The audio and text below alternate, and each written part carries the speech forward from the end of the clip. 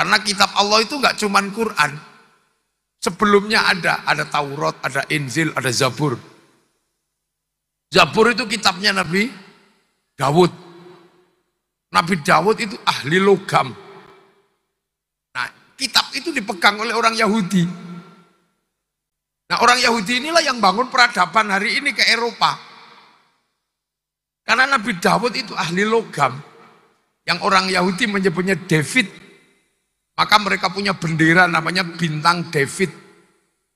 Makanya sekarang Yahudi menguasai dunia. Karena basic peradaban hari ini itu logam. Maka jangan heran kalau penguasa logam itu semuanya masih orang Yahudi. Karena ilmu perlogaman ada dalam kitab Zabur. Nah, sampean udah nggak pernah kenal itu. Makanya sekali-sekali pelajarilah. Nah, ciri-ciri orang bertakwa itu adalah orang yang memahami kitab Allah.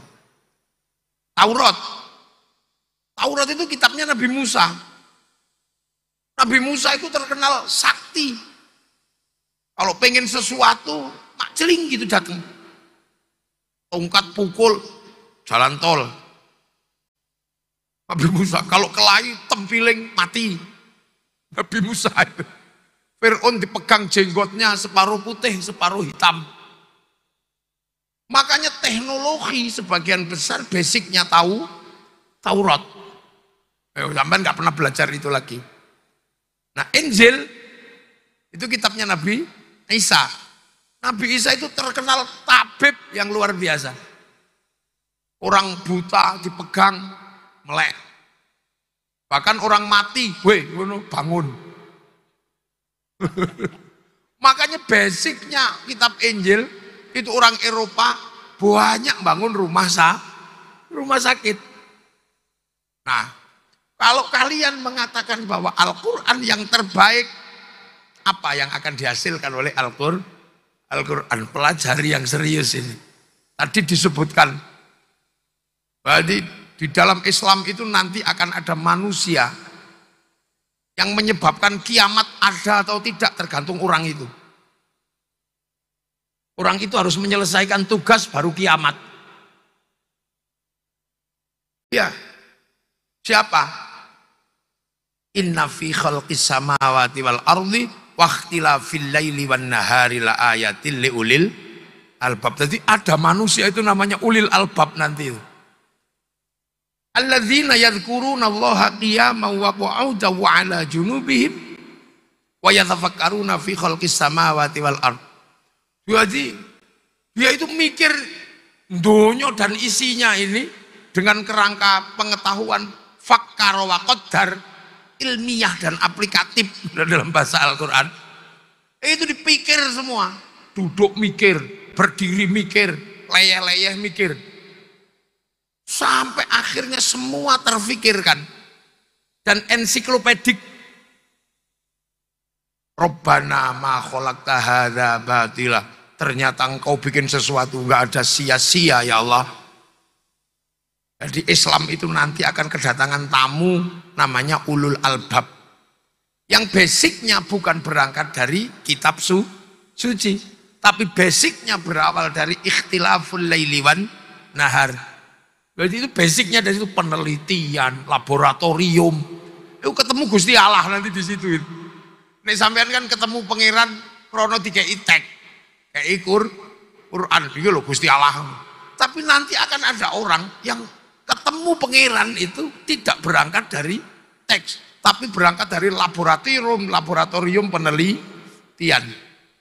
Sampai mengatakan Rabbana ma khalaqta hadza batila. Ternyata ada puncak yang manusia nggak bisa mengetahui selain di luar manusia, dan mereka akan sampai kepada Allah. Makanya jangan ribut teks terus. Nanti kalian kedatangan tamu pusing. Rabbana ma khalaqta hadza batila. Subhanaka faqina adzabannar.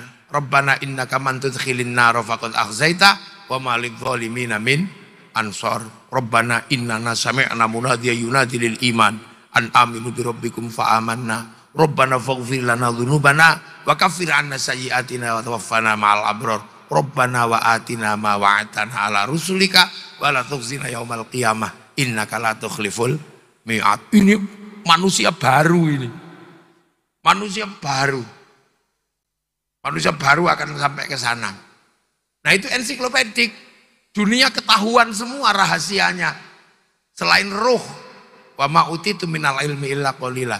Makanya sampean jangan mikir kiamat aja. Masih panjang.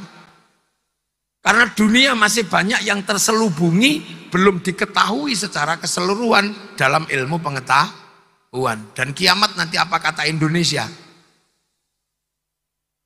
Ya, karena ensiklopedi biotik, abiotik itu terbanyak ada di Indonesia. Arab itu menyimpan binatang berapa? Paling unta, kambing, arnab gitu ya. Di sini menyimpan garangan, undur-undur, luwak, lebih banyak di sini. Orang Arab itu menyimpan hantu itu cuma 2, jin, syaiton. Sini hantunya banyak, wewe gombel, gendruwo, kolor hijau, suster ngesot, lebih banyak. Malampir, gerandong, lebih banyak. Nah ini sebenarnya ensiklopedi itu akan terbuka. Kalau sudah ensiklopedi itu terbuka semua, baru kiamat. Wong itu janjinya Allah. Nah itu maka sampean harus paham Al-Quran. Kalau nggak paham, sing penting bisa baca. Makanya agar bisa baca, ada yang program 30 juz takfidul Quran. Itu grosir nantinya. Tapi ada yang cuman pengecer. Maka ada yang bikin toko eceran kecil untuk ngecer yasin, namanya yasinan. Ada yang cuman bagian bagi kulhu, namanya tahlilan. Ada yang bagian bagi bismillah, namanya suwuk loro untu. Ada yang bagian cuman bagi 1 huruf tok. Orang Jawa kalau dipanggil bapaknya jawab nun, itu 1 huruf tok. Tuh. Ini terkait apa? Kitab-kitab Allah. Jadi orang beriman itu antuk minabillah wa malaikati wa kutubi. Yang keempat wa rasulihi. Zaman harus hafal, gak boleh. Rasul-rasul Allah dan dinamika sosiologi, antropologinya harus paham. Anak Unisma harus ngerti. Jangan ngerti Nabi Muhammad kok. Harus ngerti Nabi yang nggak pulang, namanya Nabi Idris. Itu nggak pulang, dia tongkrong di langit sana, nggak mau pulang. Ada Nabi yang terbunuh, Nabi Zakaria. Ada Nabi yang kemudian nggak pulang lagi, Nabi Isa. Ada Nabi yang besar-besar, zaman raksasa, Nabi Nuh. Jadi ketika orang pewayangan cerita tentang raksasa, dunia dulu berisi raksasa di zaman Nabi Nuh.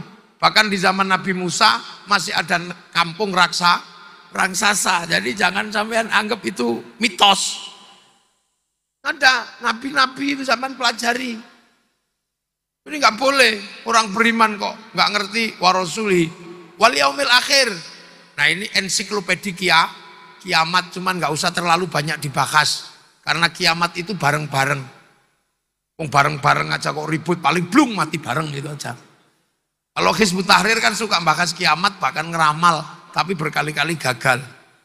Dah itu kiamat. Yang keenam, teman harus paham. Wabil qadri khairihi wa syarrihi minallahi ta'ala. Baik buruk itu dari Allah. Ini kan anak mahasiswa susah memahaminya. Karena ini apa logikanya? Takdir itu, baik buruk itu Allah yang menentukan.